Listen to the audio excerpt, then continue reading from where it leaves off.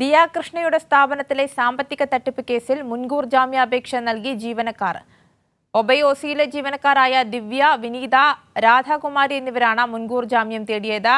സുലേഖ ശശികുമാർ നൽകും വിവരങ്ങൾ. സുലേഖ. എന്തായാലും ഈ ഒബൈ ഒസി എന്ന് പറയുന്ന ദിയ കൃഷ്ണയുടെ സ്ഥാപനത്തിലെ 3 ജീവനക്കാരികൾക്കെതിരെയാണ് ദിയ കൃഷ്ണ പണം തട്ടി എന്നുള്ള കേസ് പരാതി നൽകിയിട്ടുള്ളത്. എന്തായാലും ഈ സംഭവവുമായി ബന്ധപ്പെട്ടാണ് ഇപ്പോൾ ഈ 3 ജീവനക്കാരികളും തിരുവനന്തപുരം പ്രിൻസിപ്പൽ സെഷൻസ് കോടതി മുൻകൂർ ജാമ്യാപേക്ഷ സമർപ്പിച്ചിട്ടുള്ളത്.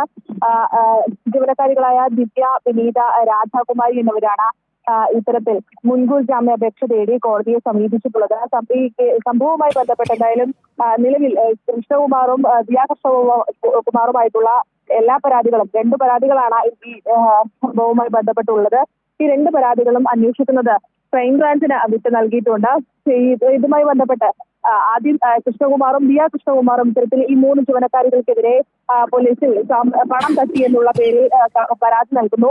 തുടർന്നാണ് ഇത്തരത്തിൽ കൃഷ്ണകുമാർ തങ്ങളെ തട്ടിക്കൊണ്ടുപോയി ഭീഷണിപ്പെടുത്തി എന്നുള്ള പരാതി പോലീസിൽ കൃഷ്ണകുമാറിനെതിരെ ഈ 3 ജീവനക്കാരികളും നൽകിയിട്ടുണ്ടായിരുന്നത്.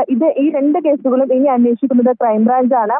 എന്തായാലും ഈ സംഭവവുമായി ബന്ധപ്പെട്ട് ഇന്നലെ തന്നെ പോലീസ് ഇത്തരത്തിൽ പണം തട്ടി എന്ന് സാധൂകരിക്കുന്ന തരത്തിലുള്ള തെളിവുകളൊക്കെ തന്നെയും കണ്ടെത്തിയിരുന്നു. 3 ജീവനക്കാരികളുടെയും ബാങ്ക് അക്കൗണ്ട് രേഖകളൊക്കെ തന്നെയും പരിശോധിച്ച് ഇത്തരത്തിൽ 60 ലക്ഷം രൂപയിലധികം തുക 3 പേരുടെയും അക്കൗണ്ടുകളിൽ എത്തിയതായും ഈ തുക തിരിച്ച് ഈ അക്കൗണ്ടുകളിൽ നിന്ന് മറ്റ് അക്കൗണ്ടുകളിലേക്ക് എത്തിയതായും പോലീസ് ഇന്നലെ തന്നെ കണ്ടെത്തിയിരുന്നു.